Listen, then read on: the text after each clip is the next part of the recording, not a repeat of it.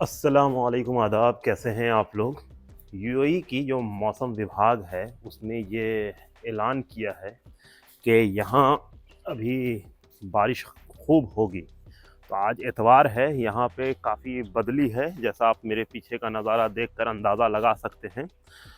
तो सड़क वगैरह सारी ये भीग चुकी है और इसमें यह है कि कल यानी सोमवार के दिन और भी तेज़ बारिश होगी। और अभी दोपहर का 3 बज रहा है। आमतौर पर इस वक्त यहाँ काफ़ी गर्मी होती है, सर्दी के मौसम में भी इस वक्त धूप में काफ़ी तपिश होती है, लेकिन आज यहाँ पे बिल्कुल बदली है। ऐसा लग रहा है मानो ये सावन का महीना है और बरसात का सीज़न। तो वैसे में अभी हम निकले हैं सड़क पर और मैं आपको यहाँ पर कुछ चीज़ें दिखाने की कोशिश करता हूँ कि यहाँ पर की क्या-क्या है हरियाली।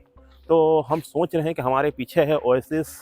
तो आम तौर पर गर्मी के मौसम में वहाँ पर जाते हैं, तो आज हम आपको वहाँ पर के बरसात के मौसम का भी नज़ारा दिखाते चलता हूँ।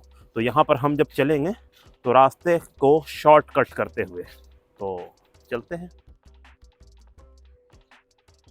तो ये ओएसिस की जानिब जाने का कच्चा रास्ता है। तो ये हमारी रिहाइश के बिल्कुल ठीक पीछे ही मौजूद है। तो यहाँ पर से हम आगे की जानिब चल रहे हैं।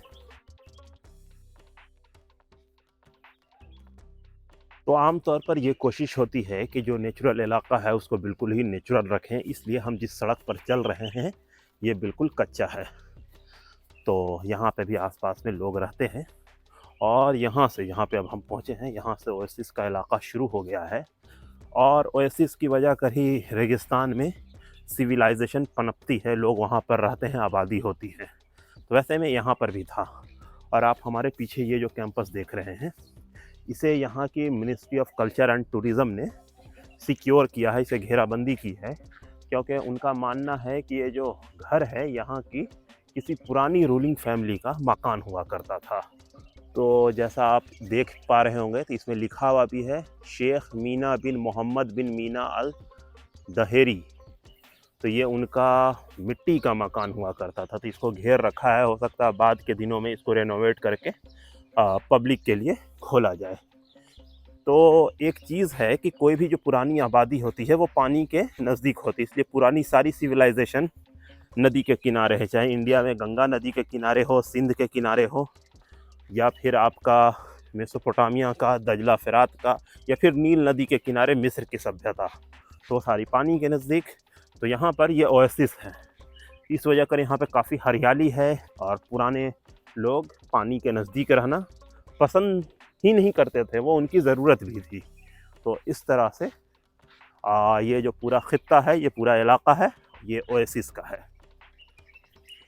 तो अभी हम पहुंच गए हैं मेन कैंपस में ओएसिस के, और यहाँ पर आपको जान के ये हैरत होगी कि यहाँ की जो मिनिस्ट्री ऑफ कल्चर और टूरिज़्म डिपार्टमेंट है ना, जो मिनिस्ट्री ऑफ कल्चर और टूरिज़्म डिपार्टमेंट है, उसने इस इलाके को यूनेस्को वर्ल्ड हेरिटेज साइट में लाने की कोशिश की है।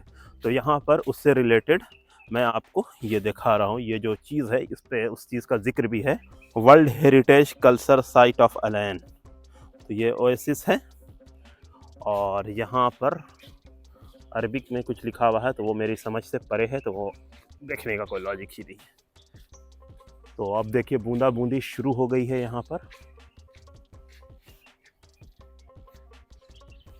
और यहाँ पर ये जो मस्जिद है ये बहुत पुरानी मस्जिद है, उसकी वजह ये है कि ये ओएसिस के किनारे है, तो पुरानी आबादी यहीं पे रहती थी। तो ये वो मस्जिद है और अक्सर मैं नमाज़ पढ़ने यहीं आया करता हूँ, क्योंकि ये हमारे घर से नज़दीक है और हमें रोड नहीं पार करना पड़ता है। तो ये मस्जिद का कैंपस, और इस मस्जिद का नाम है अजमल सुल्तान मस्जिद। और ये देखें आप, ये इस तरह से यहाँ पर खजूर की फसल उगाई जाती है।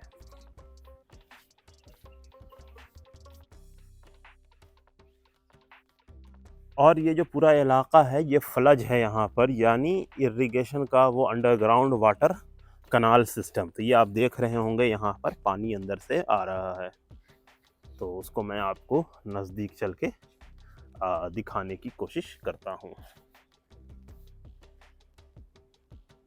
No swimming inside the irrigation channel. यानी ये जो पानी का जो नहर है, इसके अंदर नहाना अलाउ नहीं है। तो ये आप देख रहे हैं पानी जा रहा है और इधर रोका गया है। जब ज़रूरत होगी तो उसे खोल दिया जाएगा, तो पानी इधर भी चला जाएगा। अभी फ़िलहाल इधर ज़रूरत है तो ये इधर जा रहा है, तो इस जानिब से ये आ रहा है।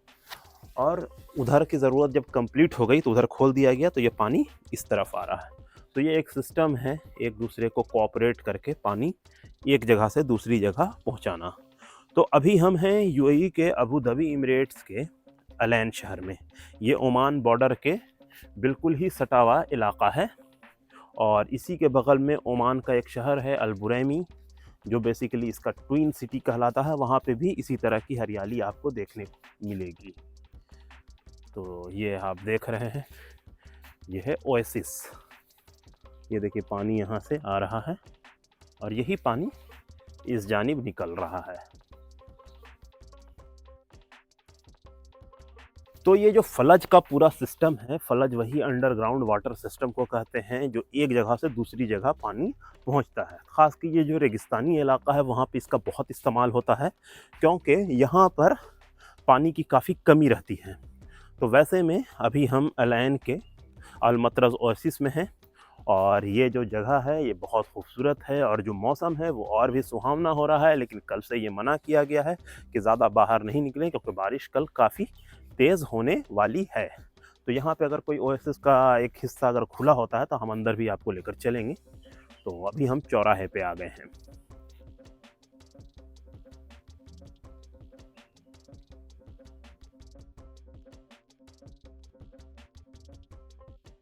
इसमें एक चीज़ ये है कि खजूर के तो बड़े बड़े दरख्त हैं, इसके अलावा इसमें भुट्टा और दीगर छोटी छोटी फसल भी इसमें लगा दी जाती है, क्योंकि इसमें पानी है, मिट्टी है, तो वो सारी फसल यहाँ पर आसानी से उग जाती है। तो इस वजह कर यहाँ पर का जो एटमॉस्फेयर है वो काफ़ी ठंडा ठंडा रहता है। क्योंकि मौसम ख़राब है इसलिए यहाँ पे कोई इंसान दिख नहीं रहा है। अगर कोई दिखता तो मैं आपसे ज़रूर उनसे बात करवाता कि यहाँ पर क्या क्या चीज़ें होती हैं, क्या क्या फसल यहाँ पे लगाई जाती है। लेकिन फ़िलहाल यहाँ पर वैसा कोई भी नज़ारा हमें देखने को नहीं मिल रहा है। तो ये ओएसिस का एक दरवाज़ा है जो फ़िलहाल खुला हुआ है, तो हम आपको थोड़ा सा अंदर लेकर चलते हैं। ये देखें, ये पानी आ रहा है और आसपास में काफ़ी हरियाली है। इसी पानी की वजह कर आप बार बार सोचेंगे मैं इतनी हरियाली पे ज़ोर क्यों दे रहा हूँ। असल में रेगिस्तान में हरियाली होना अपने में एक मिरेकल है, क्योंकि रेगिस्तान में हरियाली हो ही नहीं सकता, क्योंकि वहाँ पर बालू होता है, बालू में फसल उगती नहीं है, और तो फिर हरियाली कैसे होगा। लेकिन यहाँ पर है, तो उसकी वजह है ओएसिस और पानी का होना।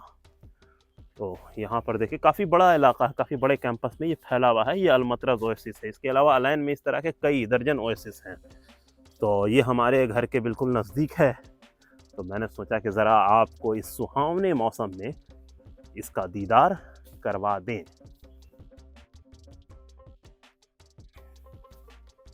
देखिए यहाँ पे काफ़ी घना है। अगर ये इंसान फ्रेंडली ना हो इस इलाके का तो डर भी जाए कि कौन सी जगह पे हम आ गए हैं, क्योंकि बिल्कुल ही सन्नाटा है, कोई है नहीं।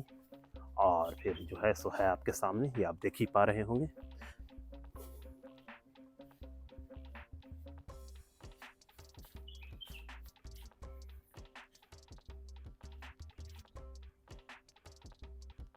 तो ये आप देख रहे हैं, ये फलज का एक पार्ट है जो पानी एक जगह से दूसरी जगह जा रहा है। तो ये वैसा ही इलाका है, पानी का इरिगेशन हम लोगों के यहाँ इसे क्यारी कहते हैं, या अलग अलग इलाके में अलग अलग नाम से इसे पुकारते हैं। क्यारी दो जानिब बना के पानी भेजा जाता है एक जगह से दूसरी जगह। तो आपने देखा यहाँ पर का जो नज़ारा मैं आपको दिखाने की कोशिश कर रहा था कि यहाँ पर किस तरह से खेती होती है, यहाँ पर का किस तरह का अभी माहौल है और यहाँ पर क्या-क्या चीज़ें हैं। तो यहाँ पे खजूर की फसल होती है और अभी फ़िलहाल खजूर का सीज़न नहीं है, तो किसी भी दरख्त पे आपको खजूर नहीं दिख रहा होगा, वो सब कट चुका है। तो हर चीज़ सीज़न के हिसाब से है। तो अभी फ़िलहाल यहाँ पे पानी दिया जा रहा है, इसे खाद-वाद दिया जाएगा। उसके बाद जब वापस से इसमें जब फसल आएगी तो फिर इसमें काफ़ी यहाँ पर उस हिसाब का महक भी हो जाता है और चीज़ें काफ़ी बेहतरीन लगती हैं। लेकिन अभी फ़िलहाल वैसा कुछ नहीं है, इसलिए लोग भी यहाँ पर नहीं दिख रहे हैं। नहीं तो यहाँ पे प्रॉपर स्टाफ होते हैं जो ये पेड़ की, इस ओएसिस की और इस खेत वगैरह की खिदमत किया करते हैं। तो उम्मीद है कि आपको हमारा ये व्लॉग पसंद आया होगा। तो दें हमें इजाज़त, अब हम भी चलते हैं घर, वरना फिर हो जाएगी बारिश तो फिर मैं जाऊँगा भीग, तो ये आपको भी अच्छा नहीं लगेगा, मुझे तो बिल्कुल अच्छा नहीं लगेगा, क्योंकि हकीकत में अभी सर्दी का मौसम है, बरसात का नहीं। तो सर्दी के मौसम में बच के रहना चाहिए, उससे कोई खिलवाड़ नहीं। तो चलिए फिर मिलते हैं आपसे अगले व्लॉग में, तब तक के लिए खुदा हाफिज़।